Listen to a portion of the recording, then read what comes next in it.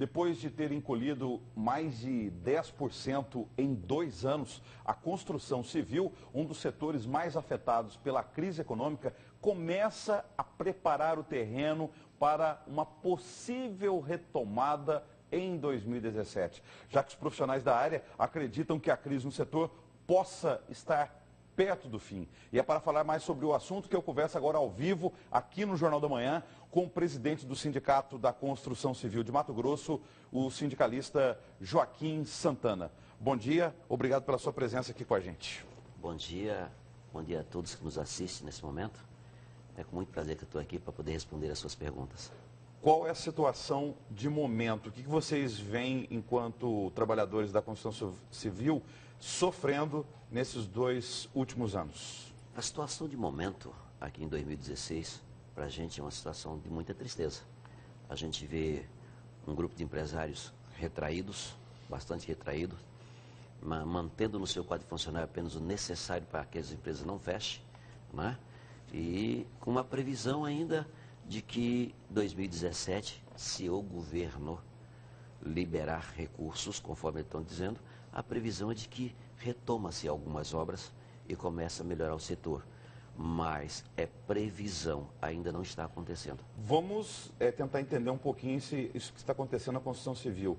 Principais causas, porque a gente não vamos longe. 2014, aquela questão de Copa do Mundo, venda de imóveis, grande expectativa. Criou-se uma bolha, na verdade, e acabou não se concretizando isso, ou seja, construiu-se imóveis e que não foram vendidos, não foram comercializados, e aí gerou essa crise no setor. Foi isso? Houve sim um pouco de bolha nesse sentido, mas o que mais houve foi exatamente a euforia de empresários do momento, e que acabou sendo prejudicado exatamente com as próprias ações governamentais. Por quê? Porque o governo fez uma previsão de fazer tantas obras para 2014, para as Copas, e que não acabaram concluindo nenhuma obra. E essas obras que não foram concluídas deixaram as empresas em dificuldades, porque a Caixa Econômica afetou tudo, segurou tudo e não pôde com isso concluir nenhuma obra. E deixou as empresas em situação de falência. Nós temos aqui várias empresas, nós temos umas empresas aqui que está em recuperação judicial, que sem dúvida nenhuma, se o governo voltar a investir, liberar o que tem preso, a situação melhora sim. Agora, a bolha sobre vendas, isso já vinha há muito tempo, a bolha sobre venda. Não no estado de Mato Grosso, que o estado de Mato Grosso é um estado celeiro. Porém, acompanha-se a situação brasileira no estado de Mato Grosso. Os empresários daqui, sem dúvida nenhuma, faz o acompanhamento dos outros estados. Não podemos esquecer também que, em nível nacional, as principais construtoras do país estão sendo investigadas pela Operação Lava Jato. Isso gera crise no setor também? Sim, sem dúvida nenhuma. A crise está gerada aí. O que aconteceu no país, onde acusavam-se o governo do PT, desculpa essa expressão, acusavam o governo do PT, que do governo do PT não tinha nada, era apenas uma pontinha da coisa, isso que gerou toda essa confusão. E hoje o que nós vemos? Hoje nós vemos um governo preocupado em recuperar as empresas nacionais e ferrar com a população. Com as mudanças de leis, com esses projetos que eles têm aí, porque os projetos que estão vindo aí, simplesmente, é recessivo a toda a prova, da maior maneira possível. Você vê uma aposentadoria, que hoje a gente já não aposenta, as piadinhas garoto com... Você vê no Face, garotinho com uma madeira, falando para a mamãe que vai trabalhar para ver se ele tenta aposentar. Então, outra coisa, terceirização. Todo mundo entendia que a terceirização ia ser a melhor coisa. Hoje, os pequenos terceirizados estão todos acabando com seus pequenos patrimônios para pagar dívida em justiça. Hoje, os pequenos terceirizados estão pedindo para o sindicato processá-la para uma tomadora de serviço responsável. Daqui uns dias, eles não têm empresas para terceirizar, eles são obrigados a assumir de verdade, porque não tem empresa mais para terceirizar. Ninguém aguenta o que eles querem. Um contrato aí com preço baixíssimo, né? E que alguns terceirizados não sabem nem o que é contabilidade. Não sabem nem quando ele procura fazer uma contabilidade com toda a sua responsabilidade, ele vê que o contrato que ele fez para terceirizar não chega a lugar nenhum, a não ser perca dos seus patrimônios. E eu não vejo como essa terceirização que eles querem, com essa responsabilidade subsidiária, ser possível. Ser possível, não tem como ser possível. Já está claro, está demonstrado claro aqui. Se você for no Sindicato da Construção Civil hoje, você vai ver quantos processos que nós temos tentando ajudar pequenos empresários. O senhor falou agora há pouco de perda de direitos trabalhistas. Quantos profissionais da construção civil foram demitidos nos últimos meses ou nesse ano de 2016? 2016 a gente estima mais ou menos de 40% a 60%, que é muito flexível. Isso Mato Grosso? Mato Grosso, sendo demitido. Ainda bem que a informalidade acolheu esse pessoal.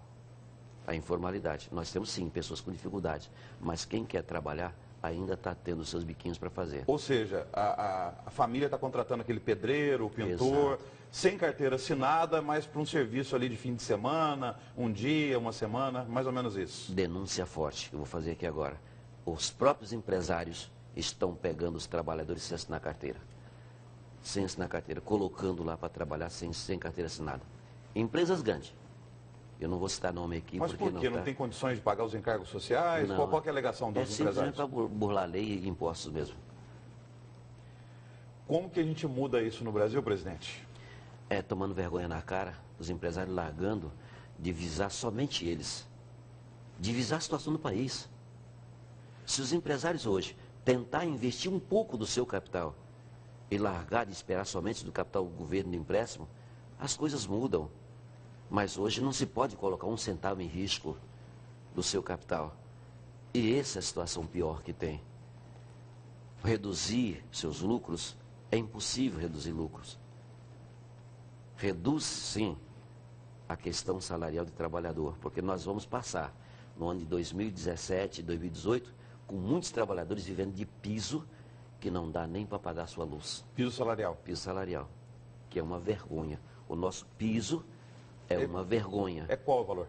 Olha, está aqui na minha frente, um profissional da construção civil, o piso é de R$ 1.421. Um vigia, um servente, de R$ 1.056, isso bruto. Desconta os encargos sociais, o que sobra para esse trabalhador? O que ele faz com isto? É uma vergonha eu, presidente do sindicato, falar isto, mas eu não tenho como mudar a situação. Não tenho como mudar a situação. Porque, infelizmente, quando você chega numa mesa de negociação, é bem claro que eles dizem, o que nós vamos dar é isso e acabou. Você não tem como bater pé, porque, infelizmente, os trabalhadores que ainda têm um pouco de emprego morrem de medo de perder o emprego que tem e se sujeita a qualquer coisa. Os 12 milhões de desempregados no Brasil pressionam quem ainda está empregado a se mobilizar e pressionar contra essa perda de direitos trabalhistas, é isso? Infelizmente, os trabalhadores que estão hoje empregados, você não tem como fazer uma pequena mobilização com eles em canteiro de obra, porque eles estão com medo de perder o emprego. Agora, se o governo federal, deputados federais, senadores, quiserem fazer alguma coisa pelo país, em interesse não só do setor da construção civil, da classe trabalhadora, o que eles têm que fazer na visão do sindicato? Na visão do sindicato, eles precisam simplesmente entender que o país necessita deles. Eles que peguem um pouco do que eles têm e colocam um pouco em risco um pouco do que eles têm. E larga de pensar somente em empréstimos bancários. Mude o sistema de fazer. Ou está difícil vender? Tudo nesse mundo é passível de ser feito. Se você tem uma mercadoria que está com dificuldade de vender, você muda o seu sistema de promoção que você vai vender aquela mercadoria. Agora eu te pergunto, como alguém vai comprar se não tem salário?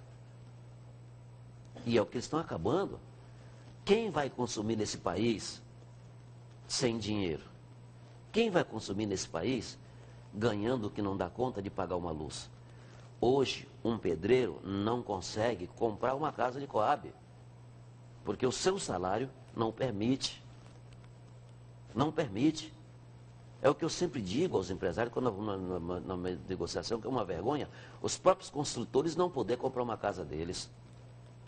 Obrigado, presidente. Até uma próxima. Eu que agradeço. Feliz ano novo para o senhor. Eu que agradeço.